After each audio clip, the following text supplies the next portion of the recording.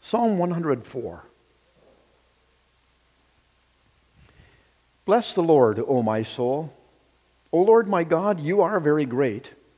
You are clothed with honor and majesty, wrapped in light as with a garment.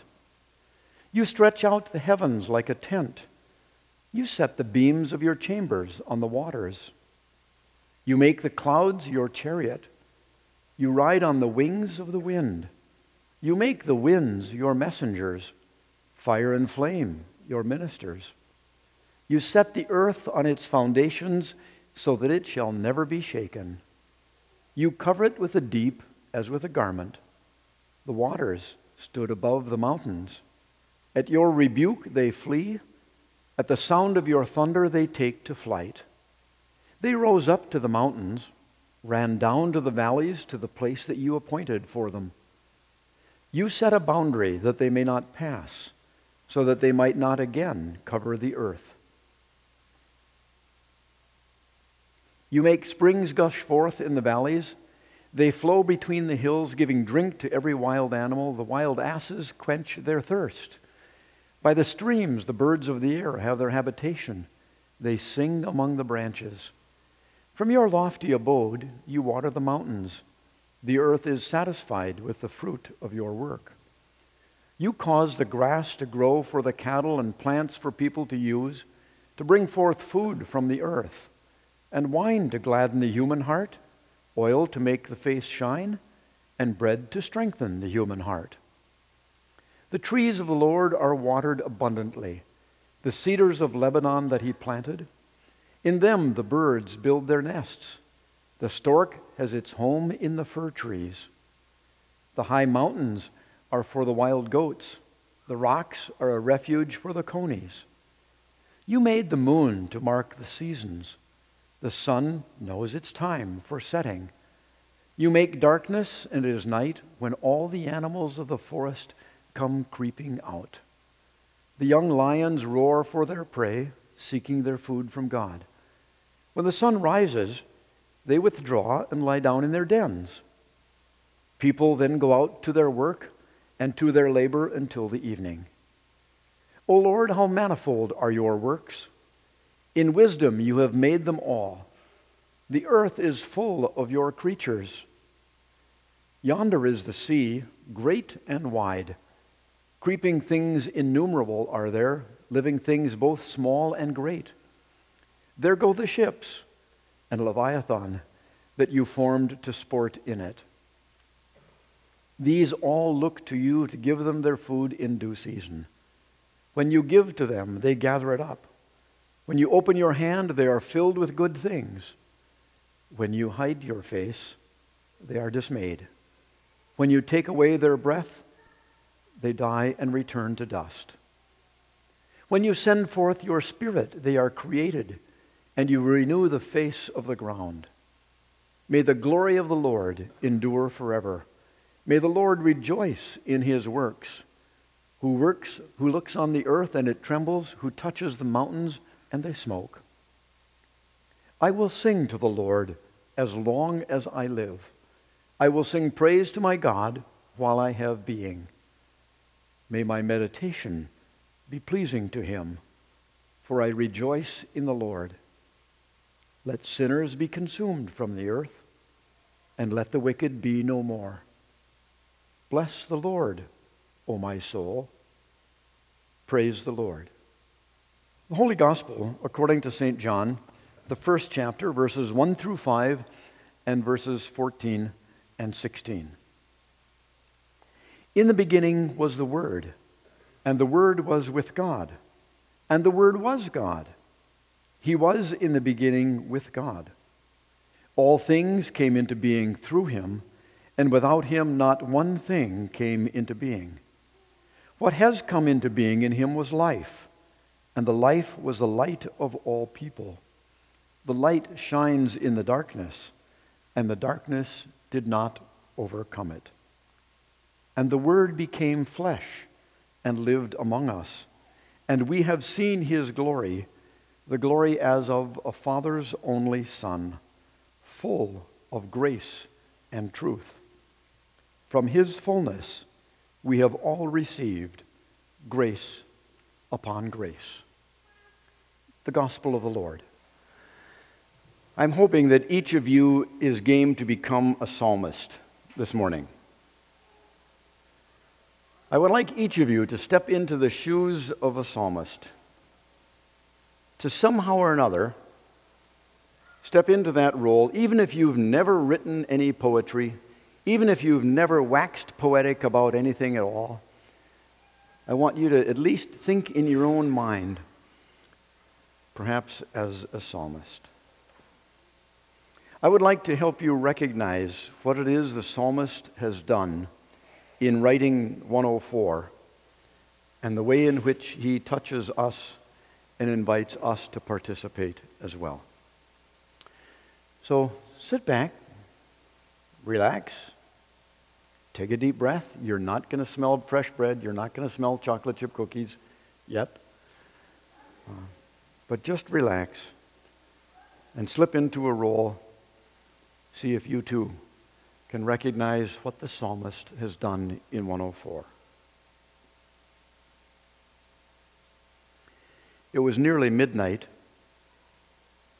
The winds had died down completely. And one by one, we saw the cabin lights going out around the lake. And because so few had yard lights, and because of the heavy timber, the lake itself was nearly black. No moon. The water was flat. And sparkling on the water, you could see nearly perfect reflections of every star in the sky. We stepped into the canoe, gave a shove off from shore, and because there was no wind, no waves, we glided quite a ways and then gave it a couple strokes with the paddle and drifted out into the middle of the lake and let it stop. It was midnight, but it wasn't dark by any means. High above us, the northern lights were dancing, occasionally in flowing colors of reds and pinks and blues and greens and yellows and whites, and sometimes changing and gathering and then spiking up into the air and then declining and going back to flowing once more. It was so brilliant you could see not just the outlines of trees, but you could see the outlines of individual trees along the shoreline. The night was far from dark. The moist air of the night was against our faces. We discovered that just moving a hand like this could cause the canoe to shift a balance and make a ripple in the water. Off in the distance, we could hear a loon and occasionally its mate. We swore up and down we could hear a turtle pop its head out of the water and go back under. A fish would jump. Another loon would call. And the northern lights just continued to dance and move and shift. It was an awesome night that was far from dark. That's an evening, that's a moment, and a place that I don't forget. It was a place that allowed me to engage all of my senses, the moisture on my face, the hearing of things around me that I hadn't been attuned to all day, the sight of delicate color shifts and changes, and yes, even the smell. The smell of moist pine air mixed with kind of that musty smell of a lake. That was a wonder in God's creation that night. That's the spot that I've chosen this morning. That's the spot that absolutely filled my senses. Now I'm asking you to pick your spot. Pick your spot. A spot that has filled your senses. Pick a spot that has filled your sense of sight and smell and touch and hearing. Maybe it's a lake. Maybe it's a golf course. Maybe it's a playing field. Maybe it's a ski run with oodles of fresh powder. Maybe it's a jog, a run, or a walk you've been on. Maybe it's the deck attached to your own home or apartment. Maybe it's your backyard. Maybe it's that soft, comfortable chair in your own living room. Pick your spot. Pick your spot that fills your senses. Maybe it's a park, city park, national park. Maybe it's a mountaintop, a valley, a meadow, a barn in winter filled with the moist air from the animals, a pasture, a cornfield. Pick your spot and let yourself go there now.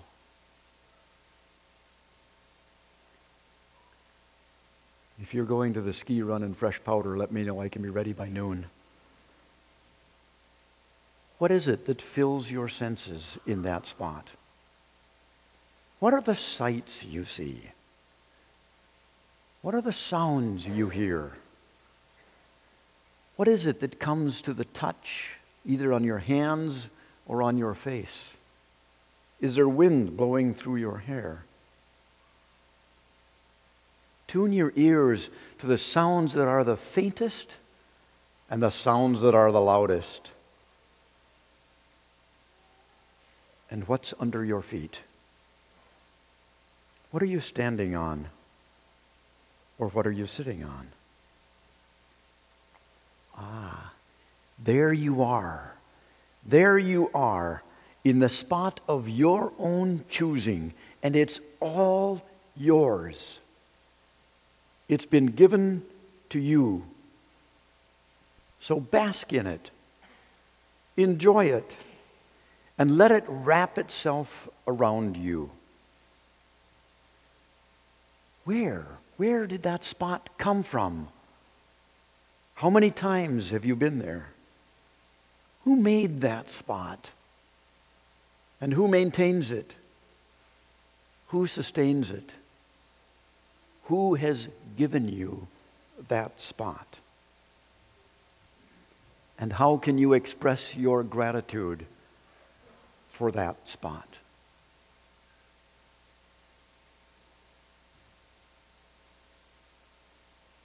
That's most likely what was going through the mind of the psalmist, through the mind, the heart, and the soul of the psalmist as he wrote Psalm 104.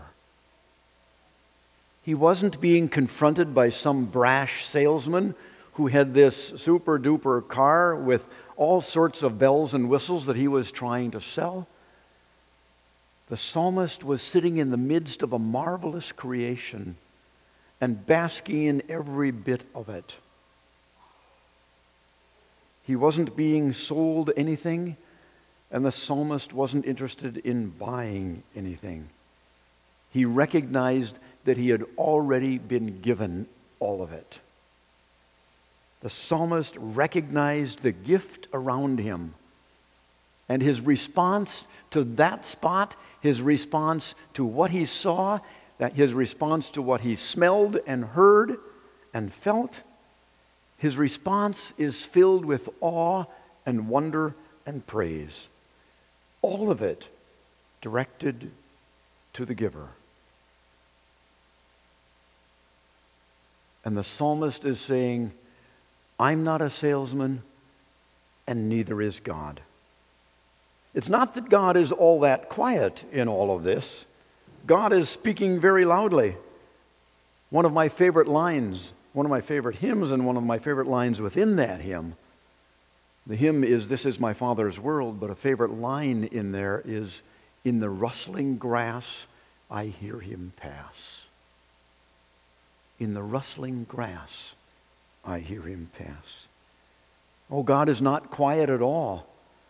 God speaks in the rustling grass. He speaks in the thunder and in the rain. He speaks in the still small voice that comes to us in our subconscious. He speaks to us sometimes in challenging, confronting words from those around us, and sometimes he speaks to us in soft, smoothing, soothing, comforting words from those around us. God speaks in the howl of a blizzard, the beat of your heart, and in the space between the beats of your heart. God speaks in the reds and the blues and the greens and the yellows. He speaks in the pastels. He speaks in the mauves and the umbers, and even speaks in the periwinkle, that delicate little shade of blue. God speaks, and he shows, and God gives. That's what's behind the psalmist's meditation in this number 104. The psalmist's response to all of this: bless the Lord, O my soul. Bless the Lord, O my soul. The psalmist sees God face to face in all of creation and everything that is around him. The psalmist sees that God is confident, that God is serene, and that God is at ease. God is so at ease, in fact, that in all of creation, he even created the Leviathan, the sea monster, just to play in the water for the sport of it. So at ease is God. The psalmist sees that all of God's creation gets food. God opens his hand and he gives them their food in due season. And the psalmist sees that God takes delight in what he has done. After all was created, God stepped back and said, "It is good. It is very good." And the psalmist sees also that God has given all of this to him and to you and to me. That spot you went to, where you smelled and saw and heard and felt so much, that spot has been given to you, along with millions of other spots and places. Mankind is on the receiving end of this marvelous creation that God has given. Our role in it, the psalmist says, our role is that of being workers in this creation. Not workers in the sense of, okay, now it's punishment, go to work. Not workers in the sense that this is your curse, this is what you have to do. But workers rather in the sense that that is our role. Our role in creation is the care of it, the stewardship of it, the sharing of it, the enjoyment of it, the using of it, and the benefit of it. We get to do all of that in God's marvelous creation. We get to stroll through it, head held high. We get to eat from it. We get to run through it. We get to jog through it. We get to slide through it. We get to laugh through it. And yes, sometimes we cry through it. We get to do all of those things in God's creation because he doesn't hold anything back from us. He gives us the whole works. It's almost as if the psalmist is writing God's resume. And yet we are not interviewing God. And we are certainly not hiring God. Don't even have that in your wildest dreams. God is giving himself to us. And everything else too.